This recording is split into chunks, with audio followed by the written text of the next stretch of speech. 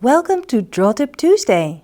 People often ask me what kind of ink I use in my Lamy Safari fountain pen. My favorite is platinum carbon black ink. The ink is pitch black and dries up waterproof, like India ink. But this ink is actually suitable for your fountain pen and won't clog and damage your pen. Never ever use India ink in your fountain pen.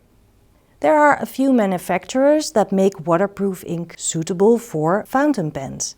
And my second favorite is Diatramentis document ink. These inks come in many different colors and you can mix them yourself as well. Why use waterproof fountain pen ink instead of standard fountain pen ink? Well, because then you can paint with watercolor on top of your drawings. My experience with platinum carbon ink is that it dries pretty quickly, so the lines won't bleed when I add watercolor directly.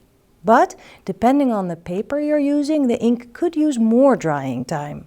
So make sure to make a test page so you know what to expect. This is also a great way to explore your watercolors at the same time. Draw some squares or circles and fill them with your favorite colors.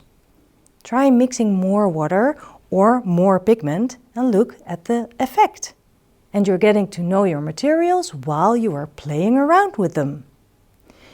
If you want to dive deeper into fountain pens, then sign up for our awesome live streaming workshop, Fountain Pen Fundamentals. Seats are limited, so be quick and go to sketchbookschool.com.